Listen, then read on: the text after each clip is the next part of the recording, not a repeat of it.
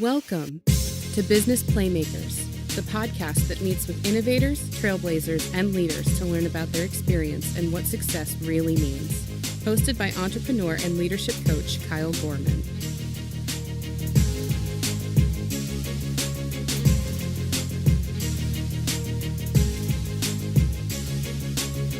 Business Playmakers is presented by the Employer Blueprint. Employer Blueprint is dedicated to management and leadership development through one-on-one coaching and group seminars. You can find free resources from Employer Blueprint through YouTube, Facebook, and Twitter. And for more information, simply visit employerblueprint.com.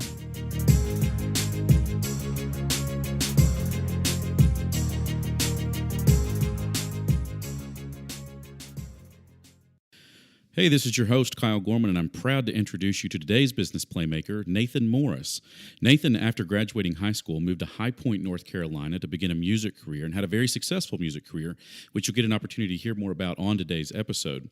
But he actually earned the 2010 Indie Charts Independent Artist of the Year Award, but in 2010, his life dramatically changed.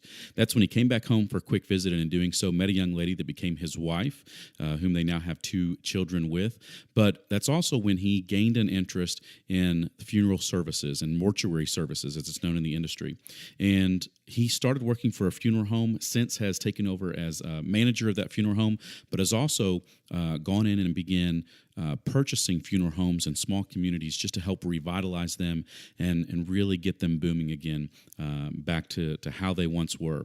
And so Nathan's made a great name for himself in that industry and is very innovative in an industry that's not really known for innovation. But I think you're going to enjoy Nathan's story and where he's come from and just the passion he has around what he does and his desire to help other people. Enjoy today's episode.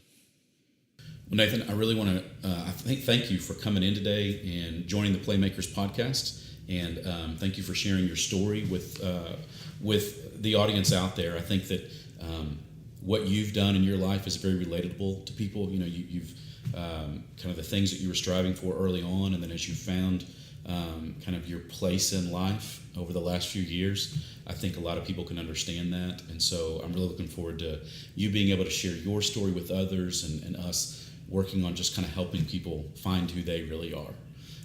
So let's jump right in. So tell us a little bit about just your career path and your journey and how you got to where you are today. First off, thanks for having me. Absolutely. This is super fun for me. This is actually some of my favorite stuff to do. I had this big vision at a very young age that I was going to be a huge mega pop star. Started singing when I was 8 years old, and then I just kept going and going, writing songs, recording an album, and then consequently after graduating high school, I said, you know what, I'm not going to college. 2 years after high school, I hopped on a plane, flew to North Carolina, hopped on a tour bus. I was just inundated with music and the music industry, managing bands, and then in 2005, I was like, you know what, I'm going to record an EP. Recorded an EP. It actually got nominated for Indie Release of the Year with Taylor Swift along with Hanson. I mean, this is. I was like, I can do this. Right. So and you're then right there in the mix of absolutely. It all. And that's what I wanted. I never was the kid growing up that took no for an answer. I think that's a quality that I'm proud to have.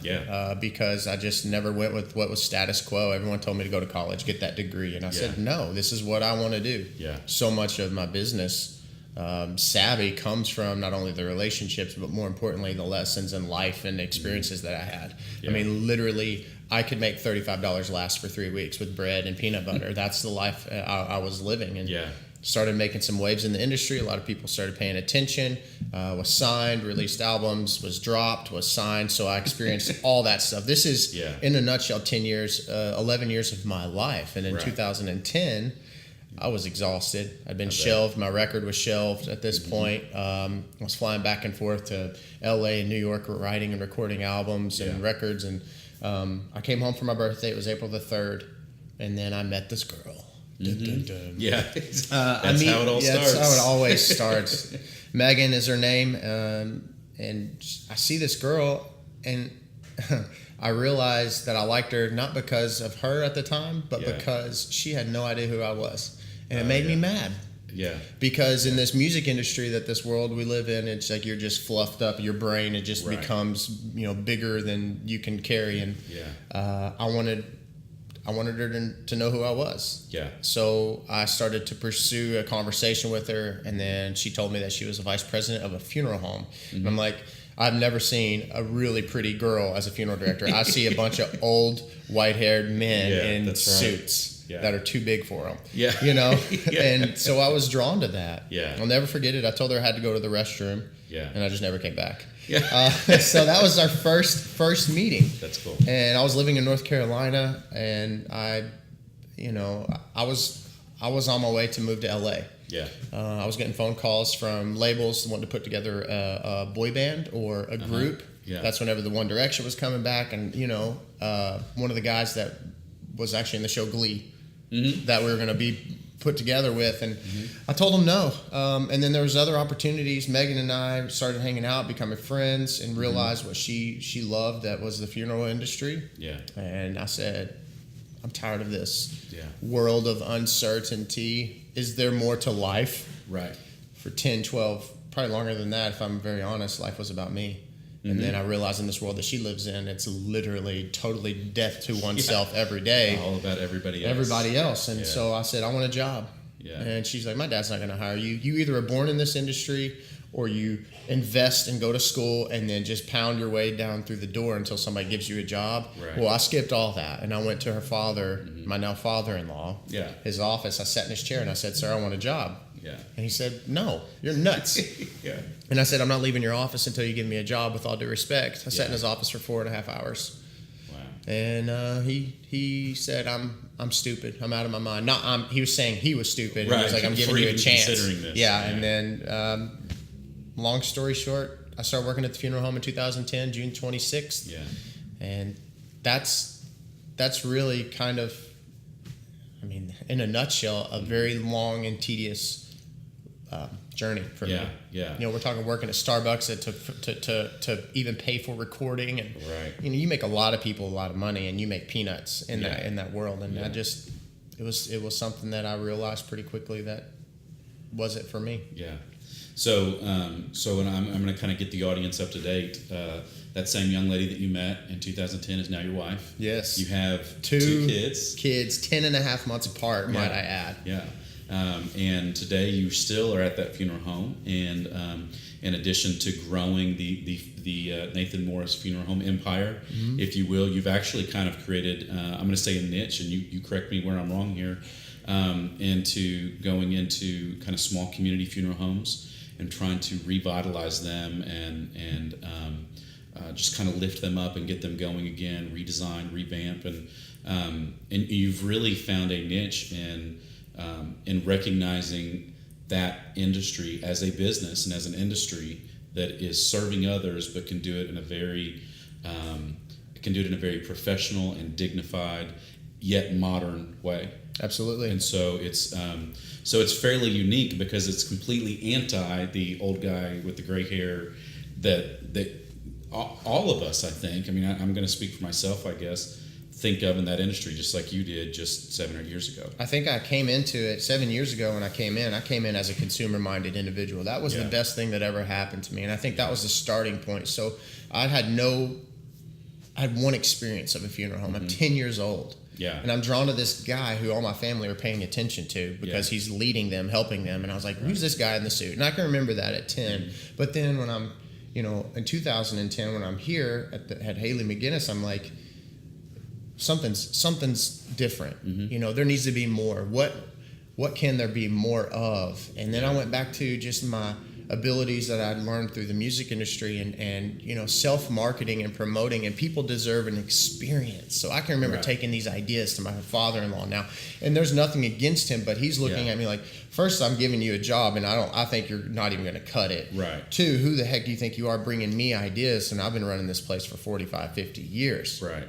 He absolutely has all the grounds to say such things. Absolutely. So I can remember coming to his office and just giving him these over-the-top thoughts and ideas. And he's like, you're crazy. And then I think it was year 3 Mm-hmm. Okay, so by the third year, for an entire year straight, my second year, I literally went on every call. A call is when a loved one passes away and their family chooses your home. I wanted to know everything, how to clean the toilet well, to how to reverently bring a loved one into our care. Yeah. And I just became obsessed with wanting to be perfect and or near that. I was striving for it. Yeah. And then at year 3, Mike, Mr. Everly, started to kind of listen to me. Mm-hmm. And he jokingly to this day says, it was the, how does he say it, worst best or best worst decision, you're taking over the funeral home and you take my daughter from me. That's the joke. But that's what I think that was the upper hand that I had. Yeah. And in 2013, I really realized this industry deserves more than what the cookie cutter 100 years prior has provided. Yeah. When a loved one passes away, they have visitation, their casket's present, you can view them, then you go to the church and then you go to the cemetery, the end. There is no any other alternative. Yeah. And there's a lot of alternative. Yeah. And we learned ways to exceptionally offer opportunity and alternatives. Yeah. And it's been, it's interesting, so for the listeners, Nathan and I have had the opportunity to know each other for about maybe five or 6 years now. And it has been, it's interesting just to see some of the innovations and some of the things that they do at their homes. And it's definitely a unique model. It's really designed to serve the individual and their personality and their family more so than just saying, well, this is how we've always done it. We're going to do that for you as well. And absolutely. So, it's very innovative in an industry that is not known for innovation. Yes. So through the course of your career, whether it be through education or through your music career or now through funeral services, have you had any mentors that you've looked to that have provided guidance or insights that have really helped you along the way? My grandfather told me at 10 years old, we're sitting around the table, and I can picture it like it was yesterday. He had a white T-shirt. It was a button-up shirt, mm-hmm. and it had maroon stripes. And he mm-hmm. has a pencil in his pocket. He's an accountant. Yeah. He's no longer with us. Yeah. He told me, he said, "You are like the company you keep. Mm-hmm. Learn as much as you can from people who are better than you." Wow. And so at 10 years old, I can remember him saying that. I didn't really know what it meant. Yeah, of course. Growing up, becoming an adult, applying it to my life, there is a couple of men in my life that have just been huge mentors for me. John Horan is one of them. Mm-hmm. John Horan is the owner of Horan and McConaty Funeral Homes mm-hmm. in Denver, Colorado. His story is magnificent. Yeah. I hope to one day to be like him. Yeah. The funny thing about him is that he and I have never met in person. Oh, really? No, we have not. His story is very unique, and I can't speak to it as well as he can, but in a nutshell, his grandfather had started a funeral home that was becoming one of the largest in the Denver metro area. Yeah. And then his unexpected death in the early 80s, John Horan was going to take over his grandfather's practice. Mm-hmm. And his grandmother stated, "You can if the price is right." So, he puts in a bid and gets outbid by a conglomerate called SCI. Yeah. They come in, and for the next 2 years of John's life, his world is turned upside down because this is what he was going to do. Right. And then he said he spent 2 years rearranging a spice rack. Yeah. And then he got a phone call one day from a gentleman who was his grandfather's biggest competitor and said, "I want to sell you my funeral home." Wow. So that's how John Horan, and McConaty became. So he purchased 2 funeral homes that were losing numbers on an annual basis. Numbers meaning numbers of family served. Sure. Yeah. And he wanted to go in, and he went in, dove in, figured out what in the heck they weren't doing exceptionally well, mm-hmm. and then he bought 2 funeral homes in the 80s, I believe, and then today he has 8 locations, a life celebration center, and he is the largest family-owned provider in the Denver metro area, serving over 4,500 families a year. Wow. This man has just really shown me a lot of the bigger picture. Yeah. And it's a slow grind. And the people that want this overnight stuff, you need to face a little bit of reality. Yeah. And what can you do today that you didn't do yesterday? You always got to be doing something. Never be stagnant. And he's been one. And then there's a couple of other people that are I hold really close to me, mm-hmm. That I call regularly for guidance. Yeah. I say I kind of keep their names a little more private just because out of reverence and these people are just so willing to help. I don't know what they see in me. I'm very humbled by it. And they'll take the time. That they take the time, and I want to be that. I think this world, I think there's a lot more good than not, but this world needs to be mindful of what have you done, what has been done for you that you can pass on. Right. And I really want, and that's why I'm glad I'm sitting here, because if I can encourage somebody, inspire somebody to be available to somebody, then I want to share what I know. Yeah, that's good. Yeah, and I know, as we've gotten to know each other, that servant's heart really comes out, and just a desire to help and to share knowledge and share information. And I hope our audience has the opportunity to pick up on that. Through the course of your career, and again, we'll kind of span, whatever area of your career you want to look at there, but what's one of the biggest wins, kind of that peak or pinnacle moment for you that you'll just never forget, that big moment that you can look back on, that you want to share with your kids and your grandkids? The starting point of realizing that I could do absolutely anything was actually when I was working at Starbucks as a barista to fund my first full-length independent album that then launched my music career. Yeah, I was working at Starbucks, and at that time they were selling records in the stores, CDs, and every month they were releasing a new album. Yeah, I called Starbucks headquarters, numerous times, and I said, I'm a barista, I have a record coming out, let me send you my record. Yeah, I would love for it to be in all the Starbucks nationwide. Yeah, and sell the albums. And long story short, I got months of pounding on the door. I get a call. I'm heading down 40 East. Yeah, I'll never forget it. Yeah, and she calls me at Starbucks headquarters and said, "We've heard your record. We love your record. We appreciate you working alongside Starbucks, and I can tell you're passionate. We actually are cutting back the number of albums we put out, but how about we just put your record in our stores playing overhead worldwide?" Wow. And I was like, okay.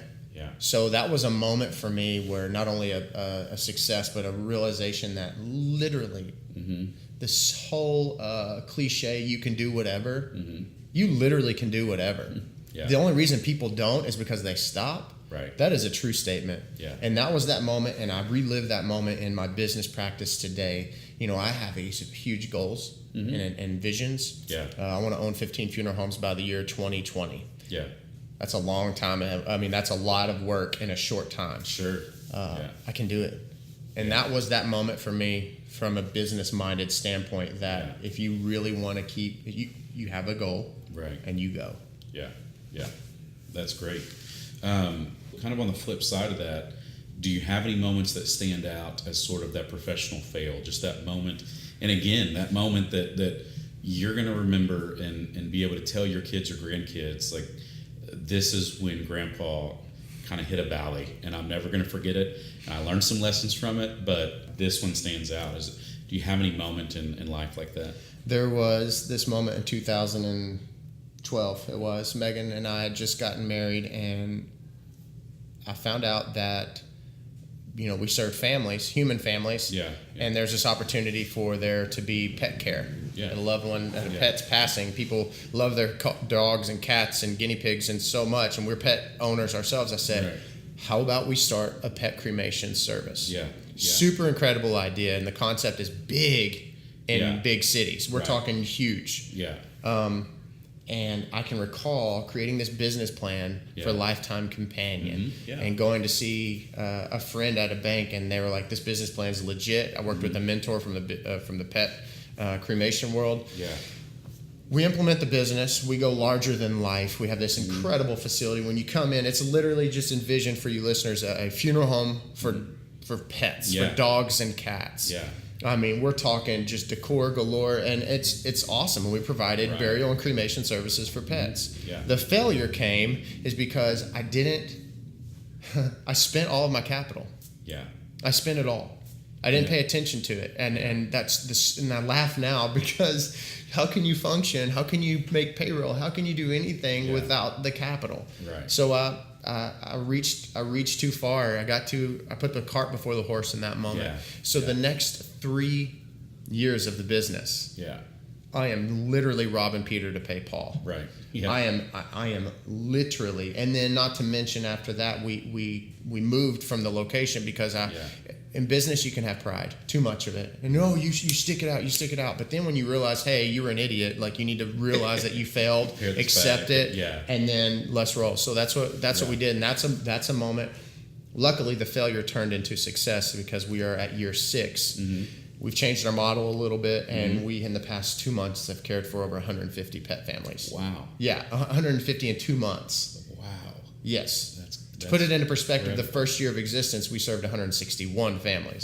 For the year. Yeah. So 2.5 months, we're at over 150. Wow. That's incredible. Yes, it's nuts. Yeah. So that was, I think pride, that was a moment where I realized, you know what, pride can kill a business, pride can kill you. Yeah. Don't be prideful. Yeah. So that's one of those moments where I'll be like, all right, kids, get a business plan and let's go over it together, and then let's not spend all of our capital on stupid stuff. Yeah. But and it's so easy to do, especially in startup world.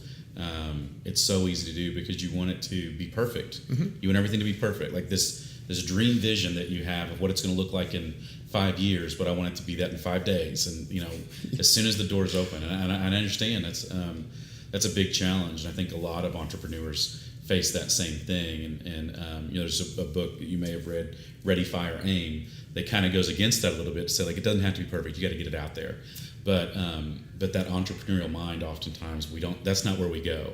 We're like, no, I've got this vision and it has to be this. And we went around and got all these pictures of all of our friends' dogs and cats, and we got these really cool, like, artsy photos, and we hung them perfectly. I mean, it was just it was legit. It was pristine. Yeah. It was legit. It just so neat. From the business side, it was broken because of my mistake. Yeah. Lesson learned. Chalk that one up on a lesson learned. Yeah, good lesson. Yeah.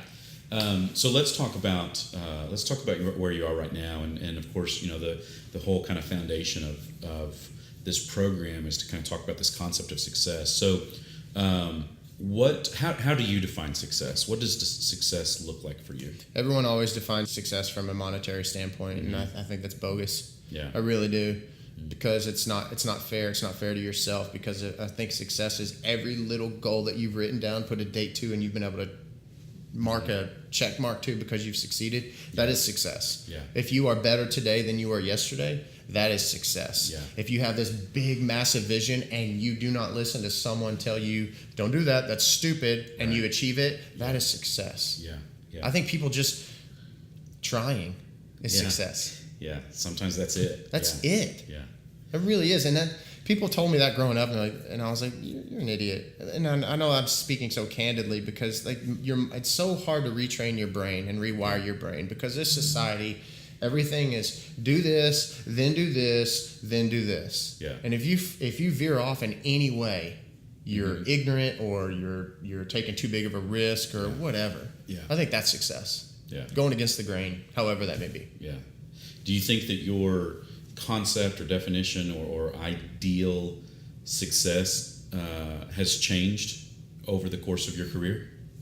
That's a good question, and I'm trying to say, like, part of me wants to say no, but then a part of me wants to say yes. I mean, my visions get larger and larger and larger. Right. But the main thing that I focus on day in and day out is, what can I do today better than I did yesterday? It still goes back to that foundation. It really is. I don't know if that's maybe that's, keep it simple, stupid method, but it's worked. Yeah. It's worked for me the past 7 years. Yeah.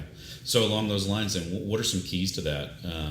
What are some keys to your success, or some things that you just continue to focus on that maybe you could share with others? Whenever I was at year 3 at the funeral home, I realized that we, as a funeral home, realized that we were stagnant. A lot of that was by Megan and I, my wife, talking to my father-in-law and saying, listen, this is humdrum service. Yeah. And that's a tough pill to swallow. It's a tough conversation. It's a very tough conversation. When you look at yourself and you reevaluate yourself in any way, and you have to be brutally honest, that's tough. Yeah. And it takes a little bit of time, and it's painful. That moment for us, and revamping our care and everything, I don't even know what the question is, but I'm just I'm going to tell you, like, that moment for me was the starting point of this growth. Yeah. it was incredible because we started just going back to the basics. And I think we can apply that with anything in our lives. You wake up, instead of waking up, maybe have some reflection time. Keep your phone away from you. Think about how you're going to do something better and different today than you did yesterday. Have a good attitude. Be conscientious of that. Be mindful of that. And get out of this stupid rut of just the same old mediocrity. Like, just be like, I don't want that anymore. And that was that moment. We started growing at year 4. 12%, 15%, 15%. We are serving more families today at Haley McGinnis alone than we served back in 1995. Okay? So that was a huge success for us. And it should be mentioned, too, when you're talking about that funeral home growing 12% and 15% in these double digits, that's a business that's been in business for 100 since 1903. So over 110 years. Then seeing that type of growth in a market that you didn't have any competitors shut down. No competitors have shut down. The market, the same amount. If a community does not grow in population, then on average the same amount of loved ones roughly pass away annually. And we stopped looking at them and made sure to never look at them as a number. Okay, and I think, and we're speaking business, this is a business podcast, my line of care is not a 9 to 5, and it never will be a 9 to 5, and you accept that. And then we just started with the basics. When someone walks in our door, within 10 seconds they are greeted. They're open-handed, guided, not pointed to a direction in which they're going to. More times than not, we walk them to. It changes everything. Everything. And that's where we're seeing the growth. We went back to the fundamentals. Compare it to baseball or football, the fundamentals of those sports. Literally. People in life need to realize that they're loved and cared for. That's it. That is it. You don't have to reinvent the wheel. And if you genuinely think that and can express that in any business that you are in, you will thrive. And that's what's happening. That's great. And so you've talked already a little bit about kind of that 3-year plan of owning 15 funeral homes, and but as we expand out even a little bit further, what do the next 10 years look like for you professionally? I want so badly to learn as much as I can. I still want to be around people that are better than me. And I know there are a lot of those people, and I want to potentially go out and travel to these other homes and mentor these younger owners. This industry, thankfully, is becoming younger and younger. And for the longest time, it was just, it's 3rd, 4th generation work there until they're 85 and can't even, think in business terms anymore. And then by that time, the business has potentially become stagnant or has declined. I want to go to these homes and express my excitement and share my ideas, because people, it doesn't matter if you're in Kentucky where we are, or if you're in Timbuktu, they still want the same, and that is to know that they're worthy to be cared for, however that looks. And that's what I want to share with people. So 10 years from now, our 15 funeral homes are rolling, are growing. I'm helping people. I'm mentoring people. Like, we go to the local high schools right now. And I talk to juniors and seniors, and I get them excited about this profession, because when you listeners, when you all think funeral director, I know what you picture. And if you don't know what I look like, I am literally the polar opposite of that. Absolutely. And I'm getting people excited again about this industry. This industry is not about gruesome death. It is literally about celebrating. It is about coordinating. It is about creating. It is about helping. And that is exciting. And these people are getting excited about it. And luckily, we've actually, in the past 5 years, have brought on 3 young people from high school. Which is incredible. I mean, that's... Absolutely. To revive an industry more so than even just, it changes an industry and changes the way people think about it. And, it really does. It does. What have you even considered, and I know you've still got a few years before, maybe you're in this area, but have you even considered what the concept of retirement looks like for you? I already know what's going to happen when I retire. When I retire, I'm going to retire at 55. That's my goal. I'm going to travel a lot with my wife, Megan. 55, our kids will be graduated high school and their first year of college. Yeah. I think it'll actually be sooner than that, but yeah. they'll be in college. Yeah. And Megan wants to see the world, and I've been able to with traveling with music and mission trips and so forth. But I want to travel. I want to continue to mentor and keep my brain, growing and helping people where I can. That's what I want to see. That's what retirement looks like for me. I want my kids. I want them to be a part of this industry one day. I'm not going to require them to be. Right. It's whatever they want to be that I'm okay with. And I really am. That's my mentality. And which even that in itself kind of bucks the industry norm, because for multi-generations that has been the expectation. I mean, if you grow up in in a funeral director family, that's kind of what you're going to be. But aren't you also, and I always argue with people, I'm like, but isn't that kind of potentially setting someone up to fail? Oh, 100%. Because why would you want to do something you're not passionate about? Yeah. I literally am terrible at golf. Yeah. And I'm not passionate about golf. Yeah. So when people call me and want to have a business outing and play golf, I'm like, no, how about we just go have a beer somewhere instead? Yeah. So, and I take that, my kids are 2 and 3s, they've got a long ways to go, but I'm literally not going to pressure them. I'm going to show them how passionate I am about it. Right. Every day. And they already know that. They're like, you going to work to help somebody? That's what my 2 and 3-year-olds say. Yeah. That's awesome. Yeah. So 55, retire, pass the buck, pass the reins, travel the United States, travel the world, and continue to learn. Yeah, that's great. What do you do if you walk out of here today and you find out that you just randomly won $1 million? What do you do with your money? Give away half of it. Okay. Invest half of it. Yeah. And then the remaining balance probably just hoard away, because I'm super tight. Suck it away in your I will pocket. never stop working. Yeah. I don't care how rich I became. If $1 million fell in my lap, I would literally intelligently invest and not spend it on stupid things. Yeah. I've never been materialistic. That's a quality that I'm very proud of. Yeah. $1 million would be great, but it's just going to go back to the people that deserve it. Yeah. I'm gonna point out one flaw in your math. If you give away half, what was you said? I was saying give away half. Give away half. Keep half. That's all. That's. But 100%. then half of the half I keep is what I meant. Yeah. Half of the half I keep. Okay. That's what I meant. Okay, I got you. All right. I was going to make sure that our math was the same. Yes. I misspoke. That's great. If not, I know someone in the comments is going to come back and be like, he doesn't know what he's talking about. This guy owns businesses and runs businesses, and he don't know that 2 halves equal 1. No wonder he spent all of his capital. That's right. I think we figured it out. Yes. Sorry about that. No, that's great. So we're going to dive into the part of the show that really I know that you really have a passion for, and that is let's help some others.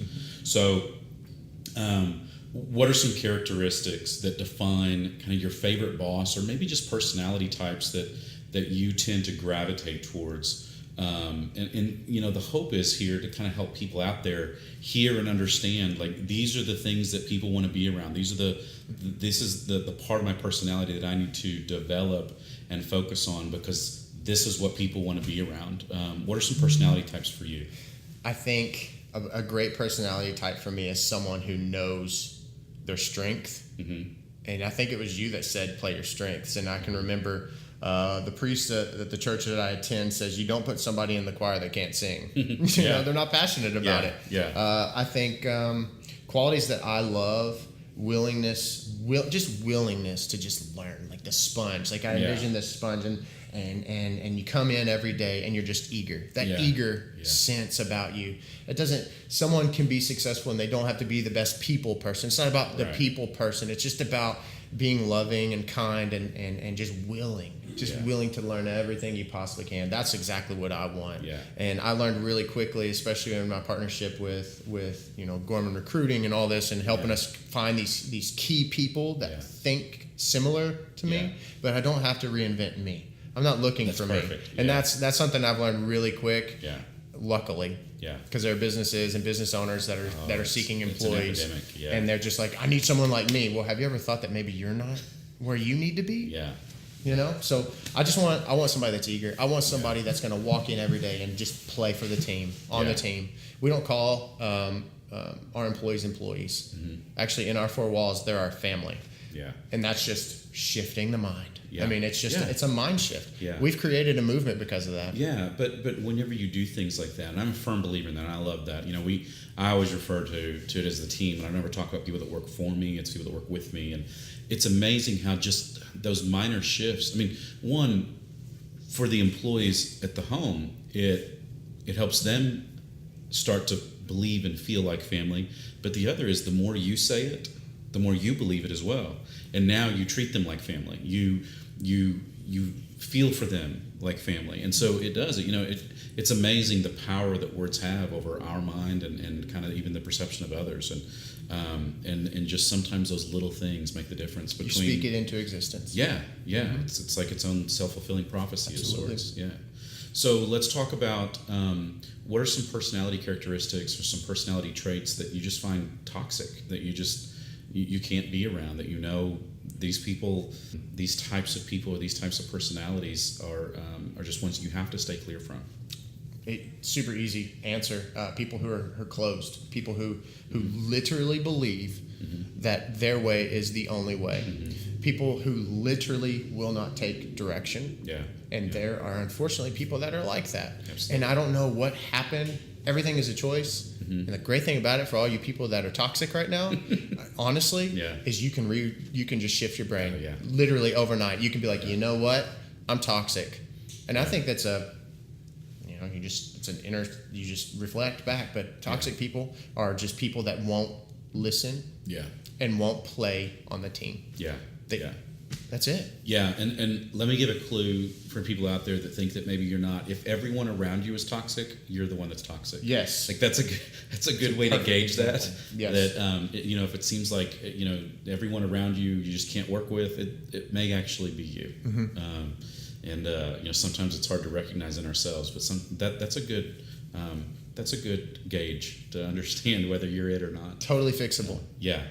Easily reversed. You can change anything that you choose to. Yeah. That's great. That's very good. Do you, Nathan? Do you have any resources, whether it be books or authors or speakers, that you could recommend to others? I'm a big YouTuber. I love watching YouTube and with the music. I don't travel and tour anymore with music. And back in the day, Elvis, we just celebrated his 40th year being gone, right? But if you watch the movie Walk the Line with Johnny Cash and all them, they literally were on the road almost a year round because they had to. Now you have social media where you don't have to be playing live shows. So I started doing this YouTube channel, and then doing the YouTube channel, I started following YouTubers. People argue about it's just because he's successful. Casey Neistat, he is a 10th grade dropout, and he has this saying, either do more or do what you can't. Just that kind of stuff. I look up to him and his visions for, I'm going to think bigger and be bigger and be better. And a lot of just my thought process comes from him. I'm a big believer in reading stuff like Dave Ramsey, Total Money Makeover, just because of the basics. How can you excel and succeed in a business if you can't excel and exceed in your home? Right? Yeah. So it starts in the home. Yeah. So those are big things. And then I have, spiritual mentors that I just, listen to and just want to learn from all the time. Yeah. Being a better dad makes me a better businessman. Being a better husband makes me a better businessman. And when I fail at one of those, then it's going to affect the other. So those are. I've never really been a big reader. I love listening and watching. I can't sit still long enough. That's something about me. I'm always going from a moment I hit my feet on the floor in the morning till the moment that I can't go any longer. I'm always on the go. So definitely the Neistat of the the YouTube world and just people that seem to give a heck. Those are the people that I'm always just getting drawn to. Absolutely. Good. Let's we'll kind of finish out on the advice side of just. Do you have any kind of final words of wisdom or final advice for professionals out there, for people out there that are striving for success, that are trying to determine what success looks like for them? Stop looking at the dollar signs. Just stop. That's one of my biggest pieces of advice. I think that if you today are doing something that's closer to your goal, then you're being successful. if you have a good attitude today, then you, my friend, are successful. Yeah. If you feel good about yourself and your place in this world today, you're being successful. Yeah. And that is success. Yeah. Stop looking at the dollar sign. Yeah. The dollar sign will ultimately find its way in your bank account. And if that's what your goal is, then it'll happen. Mm-hmm. But if you're better today, then you're successful. Yeah. Simple as that. Yeah. And on my way walking over here to do this, I literally was thinking how happy I was. Yeah. And how much fun I'm having. Yeah. Helping and taking care of and stuff. That's and great. I feel more successful than I've ever been. Yeah. Stop looking at the dollar sign, folks. Yeah. That's great. That is excellent advice, and I could not agree more. There's so much more just in life. Money is not living. Than what that money is. Money is not living. Yeah. It's really not. That's great. Nathan, before we close out, tell us how people can find out more about you. I mean, you've got your funeral homes, you've got a national blog, you've still got music out there. So tell the people how they can find you. People are always like, which one do you like doing more? I mean, I love it. I love it all. Haley McGinnis is our family's home. Megan and I started Morris Family Homes, and from everything that we've learned at Haley McGinnis. So Haley McGinnis is in Owensboro, Kentucky. Definitely check my music out on iTunes. Just search Nathan Morris, and the most important, every week I put out a video blog, a vlog. It's music, it's content of me and my thoughts. Today is actually the anniversary of one of my best friends passing. Oh, wow. And so I'll be releasing a vlog to honor him. But that is, you can search Nathan Morris on YouTube, which is super fun to watch that channel continuously grow, because you just feed it, and there's a lot of content there. So please check me out on YouTube, and please don't hesitate to call our family at Haley McGinnis, because I assure you your family deserves the best, and we give that. All right. Nathan, thank you so much. I appreciate you coming on. Thank you for taking the time, and I'm sure that a lot of people really gained a lot of information from this. So I appreciate it. Thank you all so much. You guys, gals, keep going. All right. Awesome, man. Thanks. Thank you for checking out today's Business Playmaker. Links to the resources discussed in today's episode are available in the show notes. For more information and resources from your host, you can visit him at www.kylegorman.com. Be sure to subscribe to the podcast for the latest episodes. And until next time, make it a great day.